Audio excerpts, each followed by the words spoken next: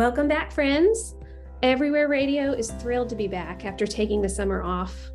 It's hard to believe that schools are coming back into session and fall is just around the corner. We're looking forward to bringing you a beautiful set of new interviews with courageous and insightful rural leaders, authors, entrepreneurs, and artists. New episodes drop every other Thursday. Make sure you're subscribed to our newsletters so you get a heads up. Our first guest comes to us by way of British Columbia and the Midwest, author Lyndsie Bourgon. Lyndsie Bourgon is the author of a new book called Thieves, Crime and Survival in North America's Woods. The book is about timber poaching, which is a more ubiquitous practice than we might imagine. In North America alone, it's estimated that $1 billion worth of wood is poached yearly, and that includes wood from old-growth forests in our national parks. Lyndsie's book looks at the complications and complexities of tree poaching. What are the implications of chopping down a centuries-old redwood in the dead of night? The story is part true crime, part history, and it's also an examination of how this form of deforestation intersects with some of the most pressing social issues of the 20th and 21st centuries. Thieves is Lyndsie's first book, and it's already received glowing reviews from the New York Times, Goodreads, and other popular sites and publications. You can also find Lyndsie's work in The Atlantic, Smithsonian, The Guardian, the Oxford American, Hazlitt, just to name a few. Lyndsie, I'm so pleased that you are here with us on Everywhere Radio. Thank you so much for saying yes. Oh, thank you very much for having me. It's a real pleasure. And congratulations on the success of your book. It's Thank really you. Incredible. Yep. I devoured it. Yeah. Pardon me? Oh, I was just going to say I devoured it in just a single sitting on this long plane ride that I was on a few weeks ago. And I was telling you earlier that, my copy is full of highlights and notes in the margins. I'm so glad to hear that. That's how I would love for people to interact with my writing. So I wonder how has it been? Your first book, getting such wonderful reviews. How are you feeling about it? Yeah, I've had kind of the pleasure of it. We're at what we seem to think is the tail end of COVID, and I've been able to kind of go out and have a few events, and it's just been so wonderful. A number of people have come up to tell me personal stories about, how they've experienced timber poaching themselves, or how they've experienced some of the kind of social issues that I talk about in the book. So in that sense, and paired with the reviews, it's just been a real relief. I feel like I just feel like I've found an audience that really understands kind of the things I was getting at when I dove into this story. So yeah, that's so really rewarding. Good. Yeah. Yeah, it is. So you've been writing about the intersection of environmentalism and identity and culture for a long time. And I wonder if you could tell us what tree poaching is, and also what drew you to that topic. Sure. So tree poaching, it is kind of what it sounds like. So it's often one tree taken here or there, usually from a conservation area or an area that's being kind of preserved in a reserve or a national forest. And that's what makes it poaching, is this was a tree that had been set aside for protection and logged, usually in the middle of the night, taken down usually with a chainsaw, and often sold for firewood or taken to a mill kind of under the table. And the way that I started hearing about this was that an 800-year-old cedar had been stolen from a provincial park in British Columbia, where I live. And so that tree was an old growth. It was in a kind of an area that had a lot of controversy around its protection. It was right in the center of this environmental movement of the mid-1990s that we called the War in the Woods. And I am from a prairie area, and at the time that I heard about this, it was 2012, and I had just never even grown up around big trees. I grew up with just miles and miles and miles of rolling prairie and grasslands and wheat fields, and and I didn't grow up with old growth. And so to me, this was very shocking that someone would do this and that someone knew how to do it. And that's what really got the story rolling for me, was being very interested in how, and then very quickly diving into the why and realizing that it was just a huge blow your mind moment. So. And you live, so you grew up in the prairie, now you live, as you said, with plenty of trees around you. And I wonder, when you look out your front door in your community and or your window, what is it that you see in your community? So the community where I live is actually a former logging community. So there were once, it was kind of once in the middle of two mills, and then there were actually 3 or 4 kind of within driving distance even from there. And so this was logging land, for decades. And when you look outside my window now, there is a community forest across the street from me, and it doesn't have old growth in the sense that you might think of 1,000-year-old trees, but it has, really very beautiful forest land of Douglas fir and mixed stand with spruce. So it's a forested area for sure, and it's a place where people have, until very, very recently, really made their lives around logging and made their lives around the mill. So, And so much of your book is kind of exploring that question about who steals a tree and why, and their relationship to the land, to their identity and the community.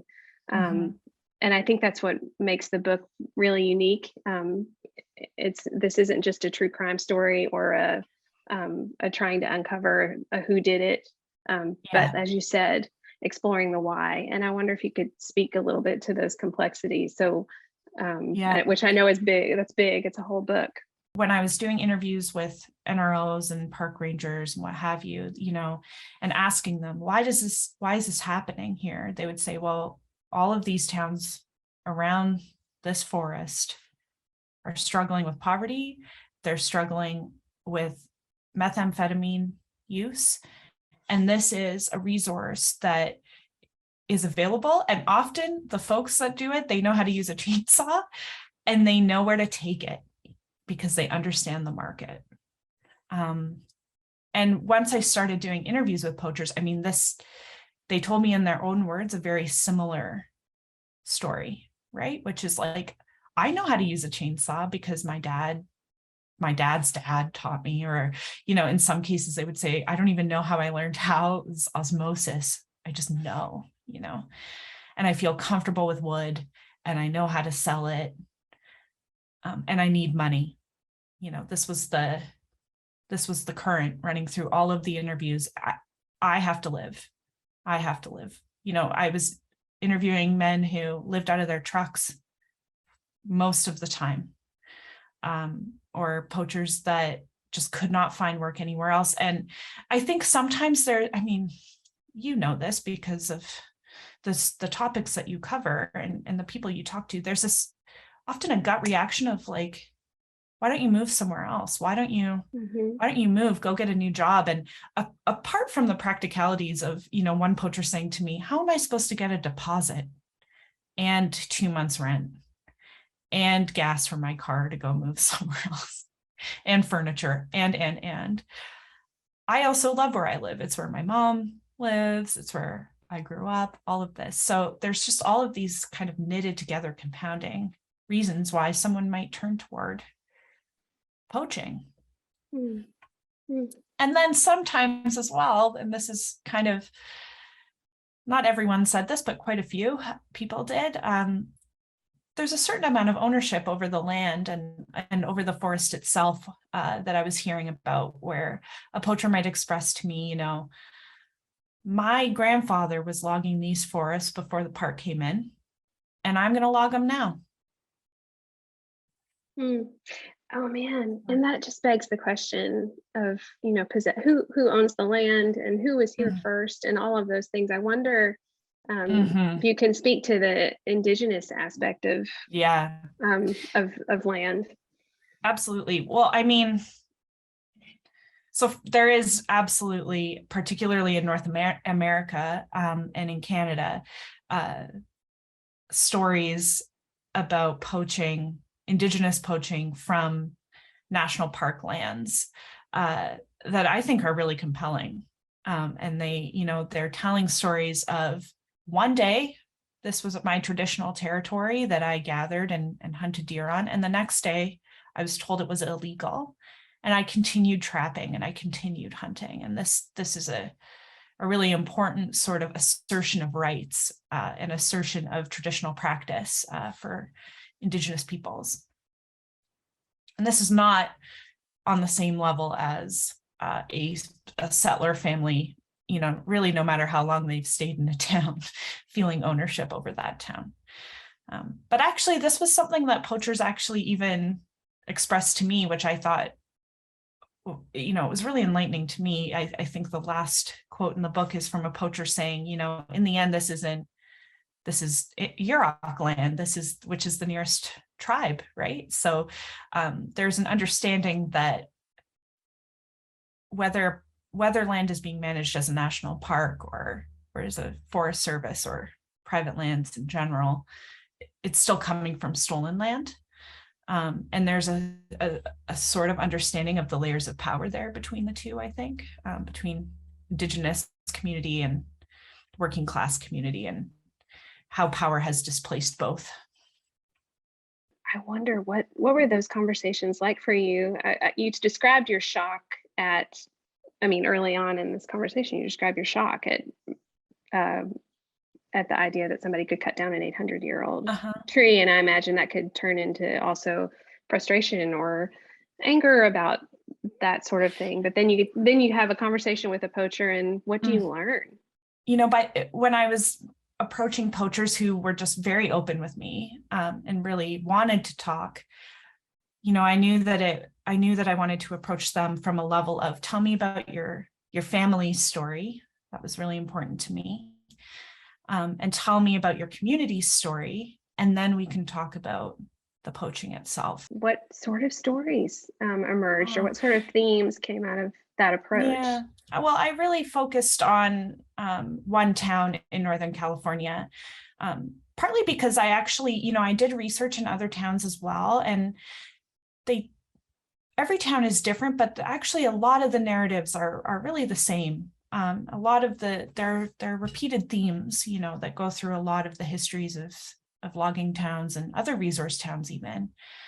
And so when I was in Oric, which is in Northern California, right on the border of Redwoods National Park, I knew that I had a deep history as a dairy town, and I knew it had a deep history as a mill town and a logging town.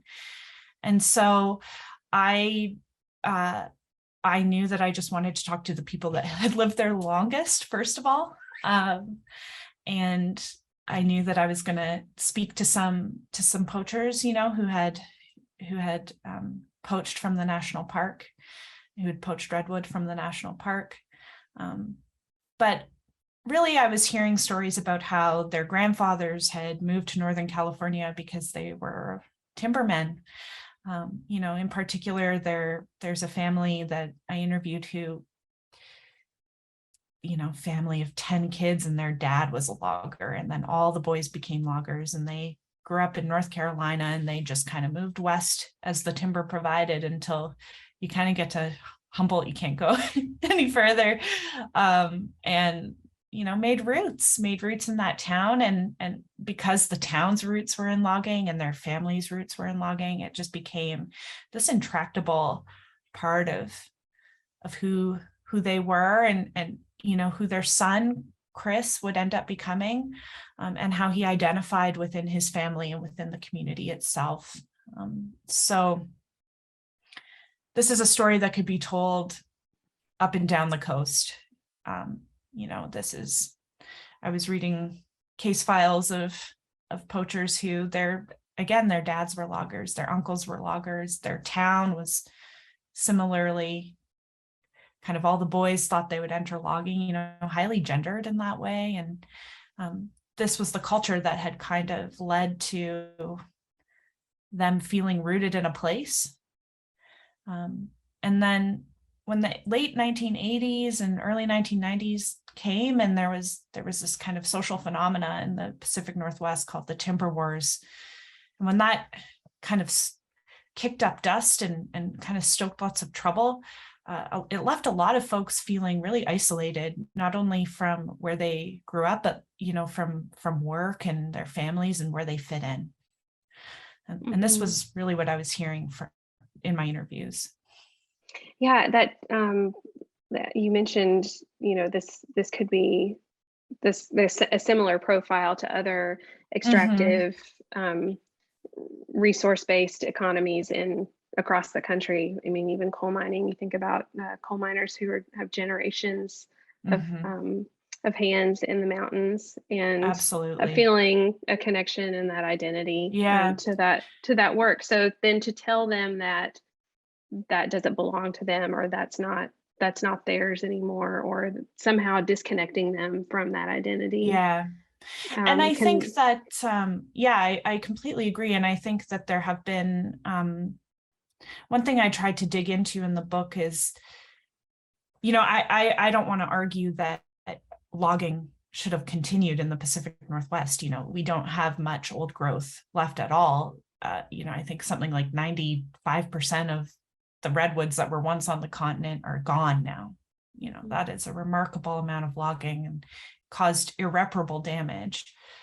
But the way that going about that logging, stopping that logging happened, it caused its own deep levels of harm that we're still dealing with now. And poaching is the direct descendant of some of the language around that activism and how it did or did not include certain communities and certain people. So that was a big part of what I wanted to kind of communicate through the book, is that not so much that the poachers even felt that logging should have continued, because there's a lot of like very varied opinions within the book itself around logging and the environment, you know, but the way that the way that minds were kind of changed or not changed came about. Was really enlightening to me, and a little bit overwhelming, but I think important to look at now. We'll be right back after this from the Daily Yonder. Hi, I'm Xander Brown with the Daily Yonder. Check out the Yonder Report, a weekly podcast rounding up the latest rural news. Produced by the Daily Yonder and Public News Service, you can listen and subscribe wherever you get your podcasts. And now, back to Everywhere Radio. Can you give us a snapshot of what a poaching might entail, or what it might look like? I mean, there's several examples of it in the book. Sure. Happening in the dead of night. But how would we recognize what it is or looks like? Most poaching takes place only, you know, maybe 10 steps from the side of a road or the side of a trail. And that's because wood is super heavy and you need to transport it. And so if you can back your truck in somewhere, or your car, or you can even park an ATV somewhere and kind of load it up and slowly take it out, that's important. And all of the poaching sites that I've seen they did not take me much time to get there at all, really, really close. Unless it is a particularly small and valuable type of wood, it will be done with a chainsaw.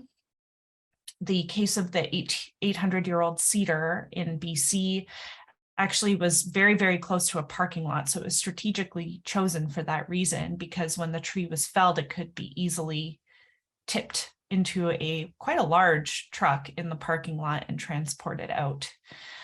Often there are chains and oil drips left behind if someone's filled up a chainsaw again or what have you. And then depending on the type of wood, that impacts where it's going to go into, like, get into the to the market and into the system. So there's a really big market for firewood in the Pacific Northwest. A lot of this wood goes to firewood. A lot of it is sold on Marketplace, on Facebook or Craigslist, or on the side of the road, or, you know, with signs from a property. But it could be old growth Douglas fir, you know. Redwood burl, which is, I talk a lot about redwood burl in the book, and that's because it's really valuable wood. And it's very beautiful. So burls are these huge growths that come off the side of a tree. They're often like the outside will be all bark, but when you cut into it, the wood is just unbroken. You know, there are no knots, there are no imperfections at all, and it's very pliable. So it's usually sold to a burl shop or directly to an artisan, where it can be turned into bowls or tables, or there used to be quite a market for burl veneer inside luxury cars, and burls would be sold by the weight into that market, often to exporters who would ship them to Europe, where they would be manufactured into the car. So that's one way. There is figured maple in Washington. There's a really high demand for that for musical instruments. And so it is often logged and milled into planks, usually sold into the mill system. There's a number of ways that can happen. Sometimes mill owners might turn a blind eye if they know that the wood is really valuable and they can move it quick. In other cases, there are examples of poachers forging the paperwork to show that it came actually from a legal location, and then upon visit later, perhaps turns out didn't come from there at all. So there's a number of ways that it enters into the system. What I find interesting about it is, even Douglas fir, I say Douglas fir goes to firewood, but there's a huge market. Like, it's very trendy right now to have live edge tables, or to this kind of more rustic look in our homes and stuff. It's beautiful, and I don't fault anyone for loving that, but there's only, if you want a real long table, the tree's and quite wide, the tree has to be a certain age, right? So there's consumer demand for this type of wood because it's so beautiful. So that's how it ends up with us. Mm-hmm. And I want to get back to the roots of this being kind of like folk crime, which is how you describe it in the book. But first, I just want to ask, how do you compare just poaching a couple of trees to the industrial logging complex that that we know exists in our country as well? The ecological impact of either one of those, where do they fall on the spectrum? Large scale deforestation, and also forest management that treats forests like a crop, essentially. It has a huge environmental impact. And that is, it shouldn't be compared to what it means for someone to take down an old growth tree.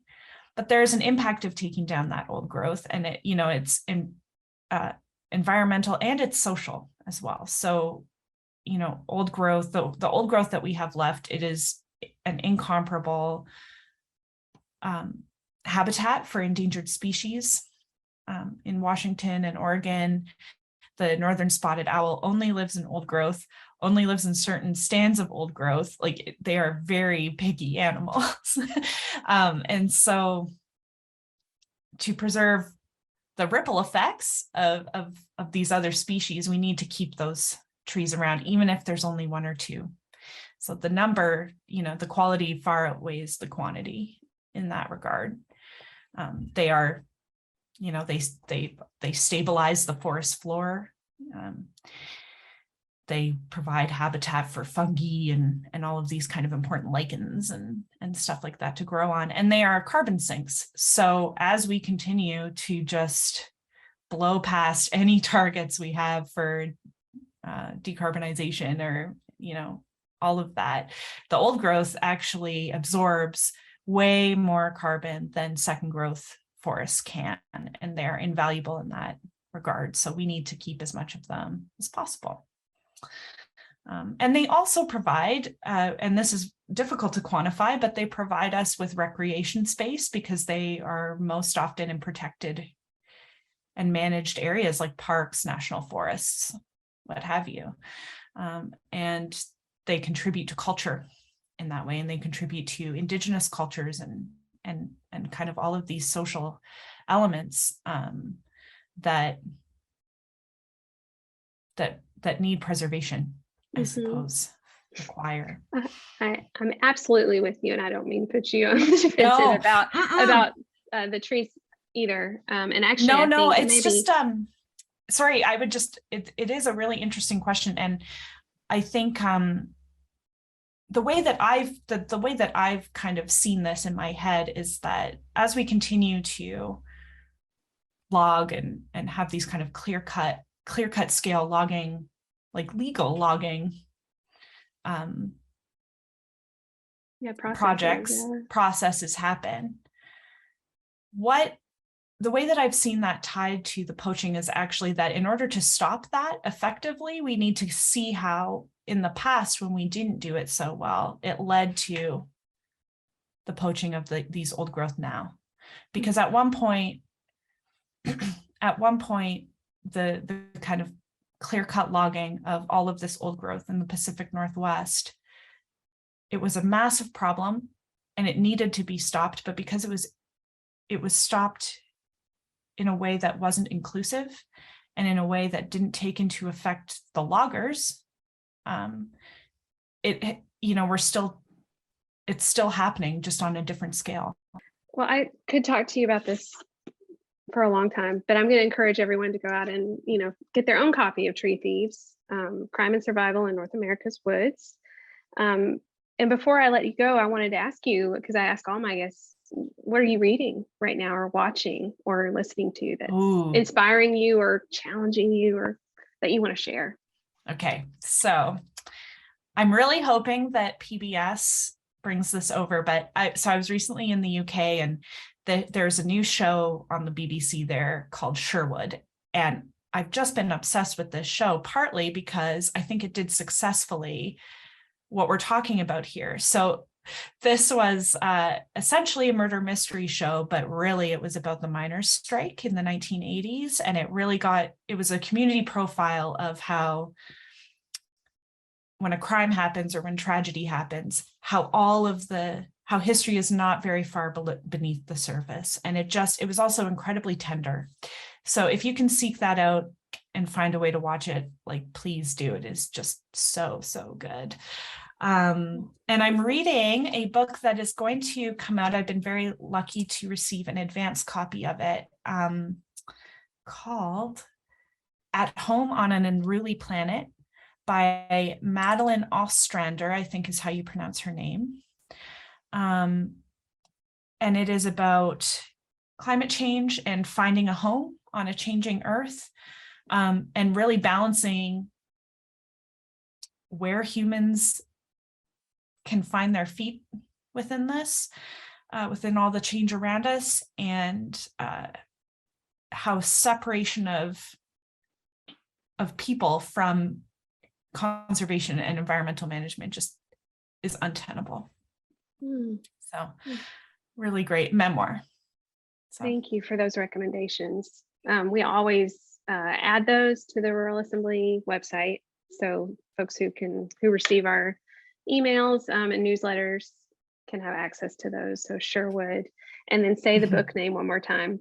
At Home on an Unruly Planet. Perfect. Thank you so much, Lyndsie. I've enjoyed this conversation. Me too. Thanks for having me.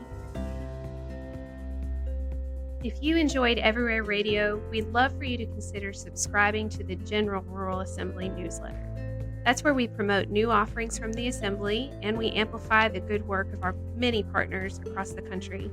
We've also launched a new policy advocacy newsletter that comes to inboxes on Mondays to help you start each week with a quick take on the top issues that we're tracking across the nation. Everything from broadband policy to rural vaccinations. Just head over to ruralassembly.org to sign up. If you're a true fan of Everywhere Radio, please let us know by rating us wherever you get your podcast. If this isn't your cup of tea, that's no biggie. It's fine. And we'd like to thank our media partner, the Daily Yonder. Everywhere Radio is a production of the Rural Assembly.